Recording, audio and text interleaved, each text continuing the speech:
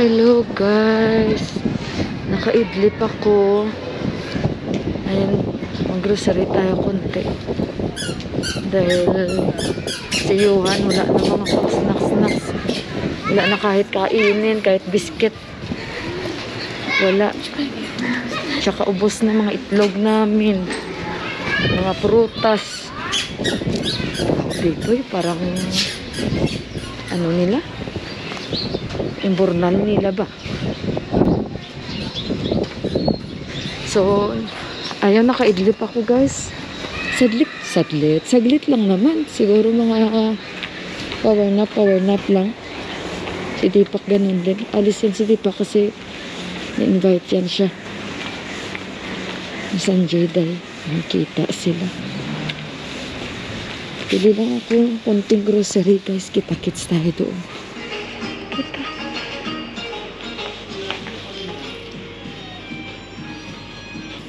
Pili tayo dito guys kasi bili tayo.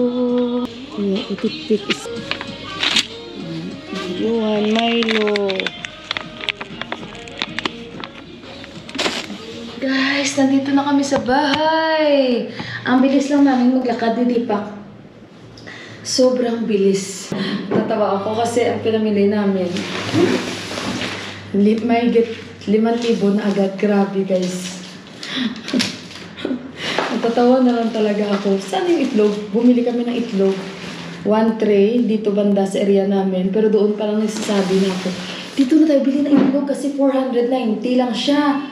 Tapos sabi ko kasi sa area natin 570, 500 to 80. So ayan yung nabili namin. 500 lang siya guys. Yung nabili namin dito banda sa amin, nadaanan namin sa kabilang area, doon papunta sa kanila ni Inday Nening na area ba. So ngayon mag-unboxing ako sa mga pinamili. Actually ang pinamili ko lang is yung bang makakain ng talaga ni Johan guys. So hindi ko man siya pwedeng this time mabila ng mga pang yung parang sobrang mga matatamis. So first bumili ako, natatawa pa ako, yung staff baguhan pa lang siya. So tinutulungan ko siya kanina kaya hindi na ako nakapag-video doon masyado. And ako pa nito nagturo sa kanya mag-tape ba kasi hindi siya marunong. Tapos yung cashier sabi niya magkano ito, so 1 kilo 375, so 1.1 something nakuha ko. Bumili tayo. And then bumili ako nito kasi gagawan ko si Johan ng sandwich, pork ham. Paborito ni Johan. Bumili ako ng toothpick. Yan. Tapos bumili ako ng cream and cheese. Yun, talakain kasi si Johan tsaka si Deepak niyan. Ito bumili ulit ako, may cheese. Ewan ko, sabi nila banda ang ganitong product pero ngayon meron na sila. At tsaka bumili ako si Milo. Yan. And then bumili ako tissue, mas okay pa ito kaysa sa box. Ang box mabilis maubos dalawa niya bumili ako. And then binilan ko siya ng strawberry. Yan. 400 ito guys ha. 460. Kamahal. Then, bumili ako ng chicken Nor cubes. Yung sa atin sa Pilipinas. Kasi wala na ako. Ay, ala, shrimp pa ang nakuha ko na isa. Ala, dapat chicken. Hindi ko nakita kasi magpatong ito eh. Chicken dapat kasi may shrimp pa ako. Pero okay lang, magagamit ko rin. Bili na lang ako ulit.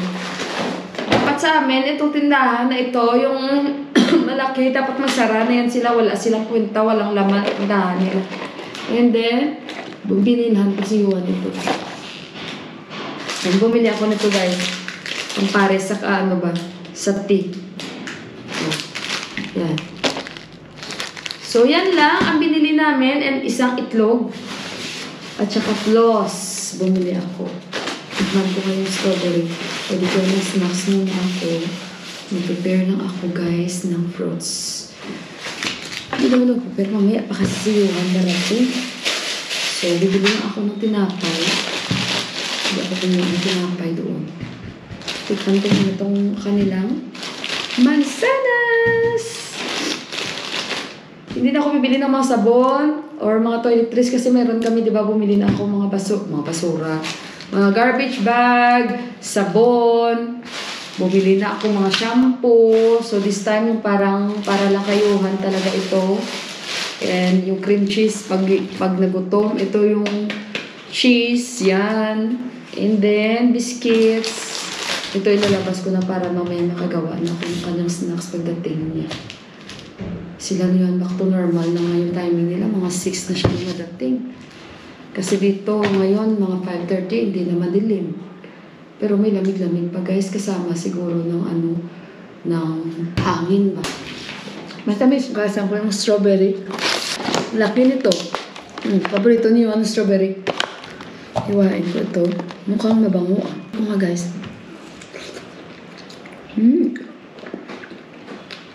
Matamis. Hello guys. Punta tayo sa school ni Yuan dahil sunduin na lang natin siya at magbayad kami guys ng tuition niya. So nag-antay lang kami ng bus. I think andyan na yung bus. Mabilis lang naman tayo. At kasama ko si Dipa. As usual. Gumawa pala ako ng spring roll. At ayun, para masaya si Yuhan mamaya. Medyo okay na guys. Parang may allergy lang ako kasi makati yung tenga ko, makati yung lalamunan ko. And hindi sa actually ubo na. Parang may allergy na kasama. Nandyan na yung bus. Sakay tayo. So guys, dito kami sa Burger House. After namin magbayad. I did not bring. Yuhan, mobile niya daw. So, nagaya si Dipa kain. Kumain man kami sa bahay, guys. Yung spring roll na ginawa ko. Tsaka lemon honey. So, mag-lemon honey. Ulit ako dito. At french fries. Yun lang.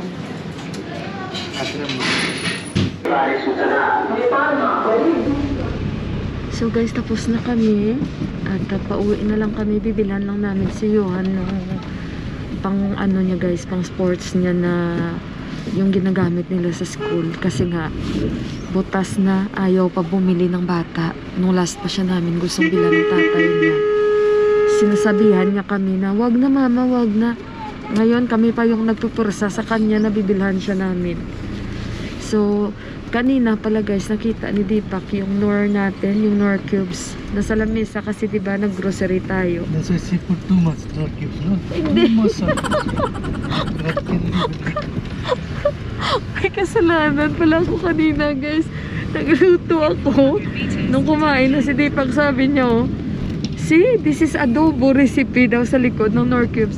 Hindi niya alam na from Philippines ang Knorr cubes kung hindi ko pa sinabi sa kanya. Kasi akala niya guys yung adobo na recipe basta lang doon nilagay. What you said? See, they are teaching now this adobo recipe. Sabi ko, of course, that is from Philippines, this Knorr cubes. Tapos hindi talaga siya guys para makapaniwala na from Philippines yung Knorr cubes na nabili ko. Tiningnan niya talaga yung habang kumakain siya. Tapos maya sabi niya, akala ko walang salt kasi usually magrereklamo si Deepak pag nagluluto ako na hindi ko kasi masyadong nilalagyan ng salt ang mga niluluto ko. So kanina nilagyan ko dashi, Knorr cubes, tapos salt. Tapos konti lang yung soup. So sabi niya sa akin, ang dinig ko hindi siya walang salt. Sabi ko, yes. Parang inano ko ulit na sabi mo. Sabi niya too much salt. Nasobrahan ko naman ng salt daw kasi nga walang masyadong sabaw. So sabi ko, sige mamaya lagyan na lang natin ng sabaw. Sabi ko sa kanya. So baba na kami nandito na pala kami guys. Ang bilis lang namin Dito na tayo. Baba na tayo. Yan. So ang tawa ko kanina guys na nagsabi siya sa akin na siguro kaya ganun nilagay mo lahat ito yung Knorr cubes kaya medyo salty ngayon yung niluto mo. At ayun, gumawa naman ako ng spring roll at kumain naman siya. Salt only. So yan guys, bili tayo dito kay kuya. Ito yung shop sa amin na malapit. Kasi tingnan niyo naman yung sapatos ni Yuhan butas-butas na yan siya. Ayaw pa niya magpabili. Number meti se aisa? I think here. Just you wish. I think 7. 42? Yan na.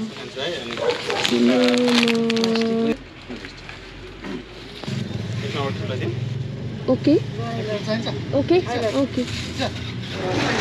Mga collection.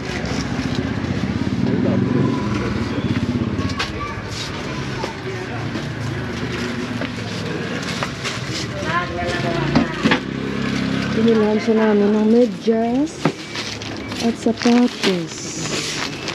How much? भाइले चाहिँ कतिवटा भाषा बोल्छ भाषा तीनटा So ito guys, total 1,400. QR ka.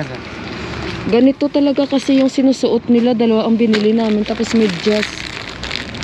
Yan. Tingnan nyo yan guys. Oh. Hindi ko yan lagi nilalabhan. Kasi pag nilabhan ko guys, tamad ako maglaba. Basta puti dito. Kasi mabilis lang siya dumumo. So dito tayo sa labas. Busy na yung labas namin.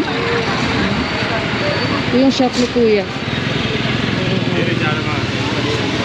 Ito lang yan sa amin guys. Napakalapit. So guys, dito na kami sa bahay. Si Yuhan nagbanyo agad. Ito na yung binili namin. Oh. Parang mga Chinese shoes ba? Kung sa atin pa. So dalawa ito. How much you buy? 500? 500 lang naman guys. Ha? How much? 450 kasi naka-discount kami kay Kuya. Dalawa yung binili namin. Para ano ba? Kung masipag ako labahan yung isa. Yun. May extra si Yuhan at saka medyas. Kasi ganito sila guys dito. Sa sports nila na uniform, ganito talaga sila lahat dito. Puti talaga ba guys? Ganyan talaga yung kanilang pares. Manunood na naman yung dalawa ng Indian movies. So ayun guys, i-end ko na vlog ko again. Thank you so much again sa lagi yung pagbibigay oras para lang mapanood tong vlog ng Daimila. Medyo may allergy ako pag nakati ito. Makati na naman yung aking tinga. Tapos hatching ako guys. Tapos mag-ubo ako. Yun. Pero yung ubo ko wala na actually guys, no? Konti na lang talaga. Pero hindi na ganun. Pero ito na naman guys, allergy. Kaya kasi allergy time. And today, hindi siya ganun kalamig. Medyo warm na lang siya. And konting lamig lang, pero hindi naman ganun. Kaya kanina, yung suot ko na down jacket, hindi ko na nga sinusuot kanina habang palakad kami. Yung bonnet ko kay Yuhan yun kasi hinubad ni Yuhan. So, wala man akong bag na dala.